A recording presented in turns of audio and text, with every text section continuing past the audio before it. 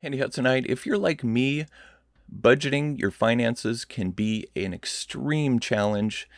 Some of us might enjoy it, which is great, but most of us, it's something that we might even dread, trying to keep track of the money that we're spending, the money that's coming in. It can be a daunting task. I've tried many methods for doing this over the years, from pen and paper all the way up to particular apps that claim that they can help me keep a budget, which may work for some people, but they didn't work very well for me and my family situation. So I'm going to talk to you about a tool that I discovered a few months ago that has revolutionized the way that we keep a budget, and I'm going to get into it right after this.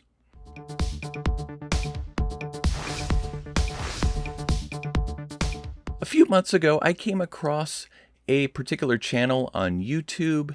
This channel is called Nick True Mapped Out Money, and it was a channel where he talked about finances and budgeting, which I've heard a lot of different videos on, but the way that he focused in on it and the particular tool that he was using was really intriguing to me. So I want to give kudos to Nick for all of his tutoring of helping me with this tool and learning how to budget our money.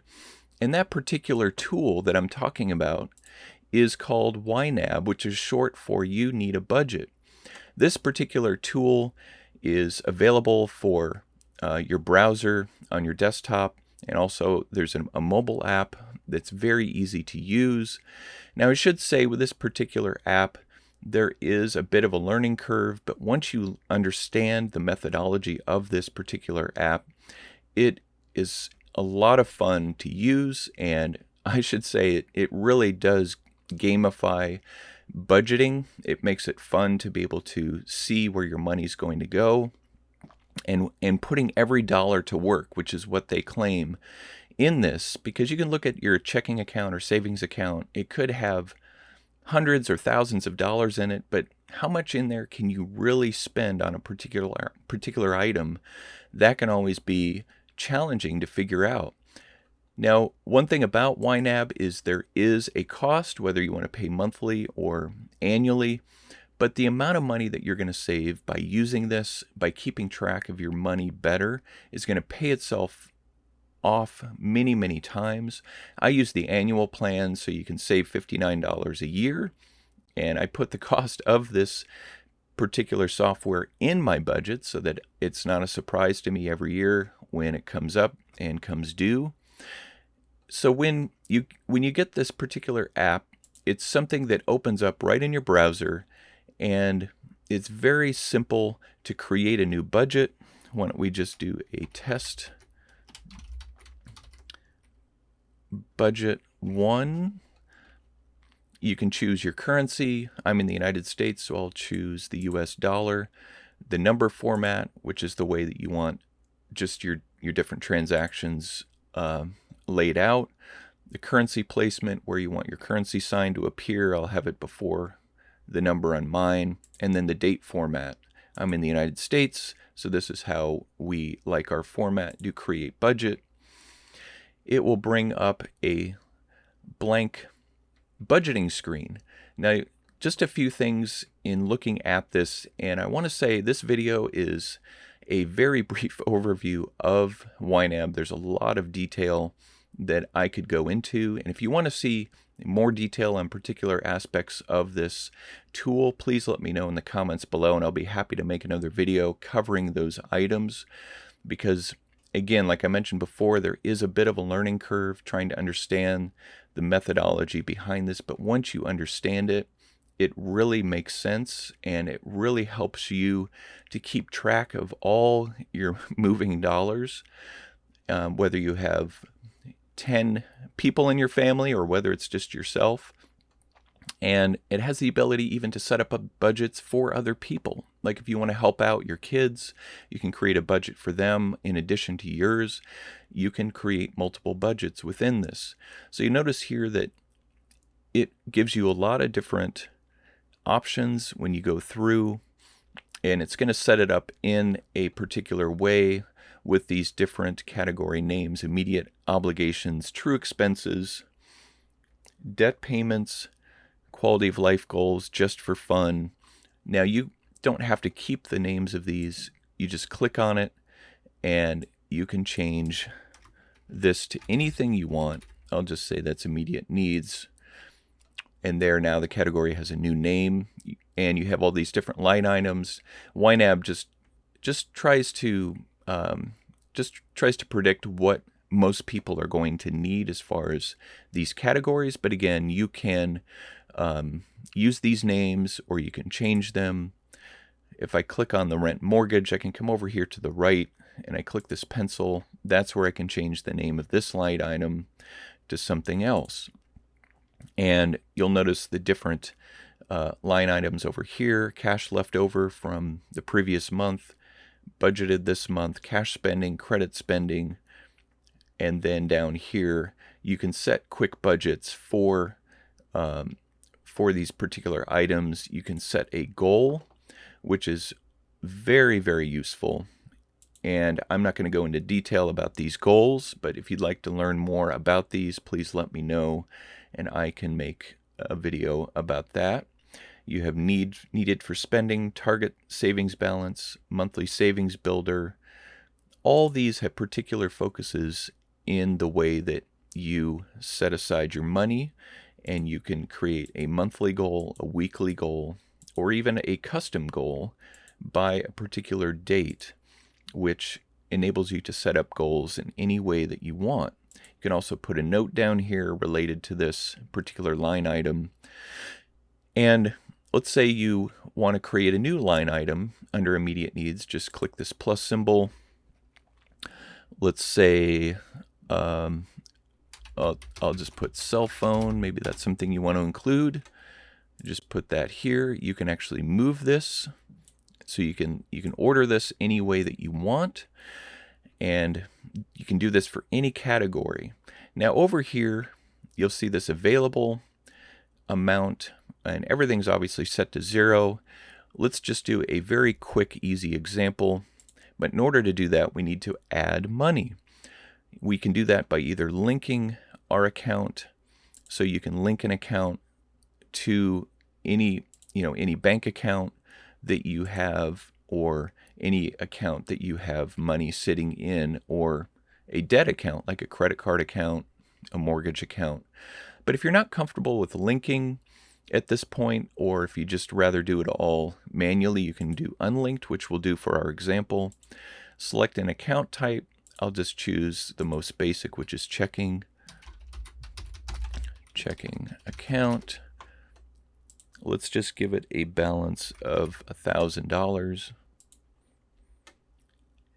And now it will take us in here to the checking account, and where we can see here the cleared balance is $1,000. Uncleared, this would be for items that have not gone through and have not transactionally cleared, and then a working balance, which is the amount you have available.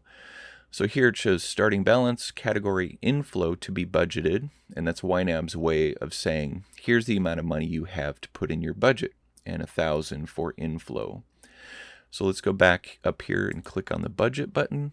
You'll notice at the top we now see $1,000 to be budgeted, and it says funds for October because that's the month I'm currently in. And then here are some other line items that would show you things if you had overspending in the previous month, what you have budgeted this month. And the longer you use YNAB, the smarter it becomes at tracking your money. So let's go in here and just add, and there's a couple ways of adding this money to your budget. You can click here and you can put an amount. Let's say we want to do $300 to rent and mortgage. You can do it that way, or you can click right in here. And let's say we want to do 100 for electric. And you'll notice that the to be budgeted is going down as we add it to our budget. Let's say we want to come down here. Okay, let's say we need to add 200 to groceries. Let's say we want to come down and we need to set aside some medical money. 50 there. We're saving for a computer replacement. Do that. And we now have $325 left to budget. And we could go in and just continue to add this to where it's needed until we get down to a zero balance. Now, of course, this is not a realistic budget. I am just putting in numbers. And let's move this to water. Of course, you're not going to have a $5 water bill most of the time. So now you can see we have zero up here, and this is really what you want to aim for, is having a zero to be budgeted amount. And because all of our money is now given a job down in these different categories. And as you go through the month, as transactions come in, so let's say we go back to our checking account, let's add a transaction. Let's say so today's date, let's just say mortgage company. If you hit enter, it'll create that category, and that is obviously a rent and mortgage need. You can put in a note, anything you want to do there, and since it's a payment, we do an outflow, and this is our $300 mortgage payment. So we can click save, or we can do save and add another. We'll do save.